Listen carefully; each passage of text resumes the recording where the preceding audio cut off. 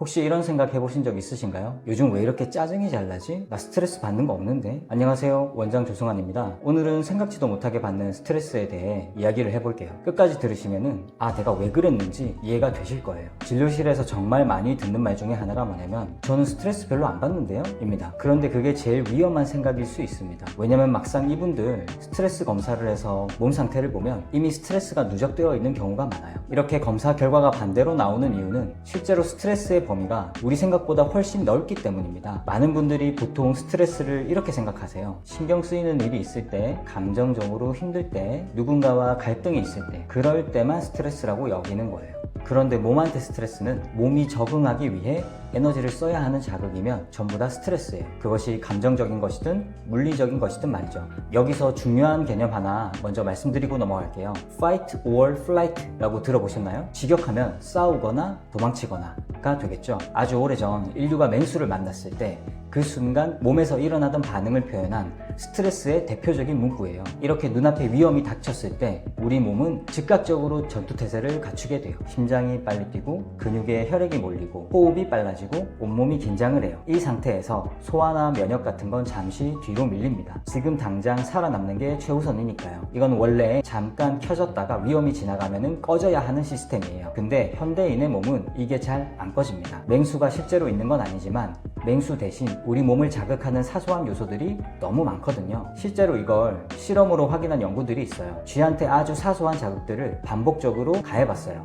뭘 해봤냐면요, 소음을 틀었다 껐다 했어요. 바닥을 살짝 젖게 했어요. 불을 끄지 않고 계속 켜뒀어요. 케이지를 약간 기울여 놨어요. 먹이를 잠깐 치웠다 다시 줬어요. 온도를 조금씩 바꿨어요. 하나하나만 보면 전혀 대단한 게 아니에요. 목숨을 위협하는 것도 없고 큰 충격도 없어요. 그런데 이게 예측할 수 없는 순서로 반복되자 쥐는 호울 행동을 보이기 시작했고 면역이 떨어지고 체중이 줄었어요. 큰 사건이 없어도 사소한 것들이 쌓이면 몸이 무너질 수 있다는 거예요. 우리 일상과 많이 닮아있지 않나요?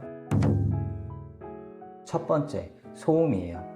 어느 정도의 소음을 얘기하는 거냐면요, 출퇴근길의 지하철 소리, 도로의 자동차 소리, 길가의 공사 소리, 너무 익숙해서 불편함으로도 못 느끼는 분들이 더 많으실 거예요. 그런데 몸은 알고 있어요. 자각을 하든 못하든 지속적인 소음은 몸을 긴장 상태로 만들 수 있어요. 두 번째, 만원 대중교통 등 붐비는 공간이에요. 내 개인 공간이 확보되지 않은 상황 자체가 몸한테는 부담이에요. 그것도 매일 아침 저녁 반복된다면 차곡차곡 쌓이겠죠. 세 번째, 장시간 같은 자세로 앉아 있는 거예요. 오래 앉아서 일하시는 분들 많으시죠. 근육이 장시간 긴장 상태에 있으면 그게 몸한테 부담으로 작용해요. 네 번째, 자기 전 스마트폰이에요. 화면에 밝은 빛, 짧은 영상, 알림, 이런 것들이 자려는 뇌를 계속 깨어있게 만들어요. 그래서 눈은 감겨도 뇌가 계속 깨어있으면 수면의 질이 떨어지고 자고 일어나도 회복된 느낌이 덜해요. 다섯 번째, 온도 변화예요. 예를 들면 여름에 냉방으로 추운 실내와 무더운 실외를 하루에도 몇 번씩 왔다 갔다 하면 체온 조절하느라 몸은 쉬지 못하고 계속 일을 해야 돼요. 여섯 번째, 공기의 질이에요. 미세먼지 같은 걸로 공기가 나쁜 날 몸 안에서는 그걸 방어하느라고 에너지가 소모돼요. 자, 굉장히 사소하죠? 생각해보면 더 많을 수도 있어요. 이런 것들이 맹수를 만난 것처럼 강하진 않지만 꺼지지 않고 은근히 계속 켜져 있는 거라고 보시면 돼요.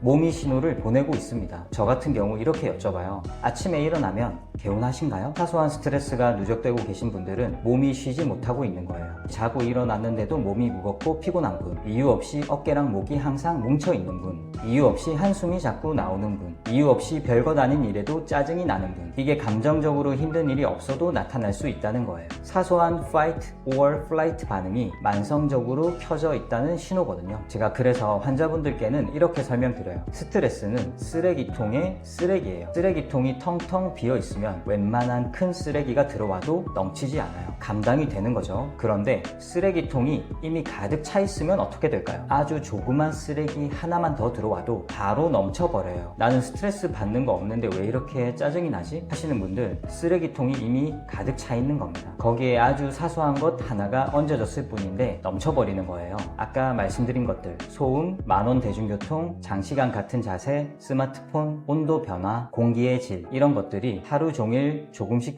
쓰레기통을 채우고 있는 거예요. 감정적으로 힘든 일이 전혀 없어도요. 그럼 어떻게 해야 되느냐? 간단히 말하자면 스트레스 유발 요인을 제거해야겠죠. 예를 들면 이런 거예요. 출근하실 때 대중교통이 매번 만원이라면 조금 일찍 일어나서 그 시간대를 피하는 거예요. 그리고 자기 전에 항상 스마트폰을 보고 계신다면 30분만 일찍 끊어보세요. 또 낮 동안 너무 오래 앉아 계신다면 1시간에 한 번씩 일부러 일어나서 움직여보세요. 그런데 여기서 더 중요한 건 뭐냐면요, 스트레스가 없는 것 같아도 그냥 있다고 생각하는 거예요. 그래서 스트레스 푸는 장치를 루틴으로 만들어 두는 겁니다. 대표적으로는 운동과 취미생활이 있겠죠. 역설적으로 스트레스 없어요 하시는 분들이 사실 쓰레기통이 제일 가득 찬 분들이에요. 왜냐하면 스트레스를 인지하지 못하니까 당연히 풀어야 할 필요성도 못 느끼겠죠. 그러는 와중에 스트레스는 계속 쌓여가고 있고요. 현대인이라면 대부분 여기에 해당될 수밖에 없을 테니 스트레스 관리 꼭 하셔야 됩니다. 그렇지 않으면 나중에 화병 생겨요. 그럼 지금까지 원장 조승환이었습니다. 감사합니다.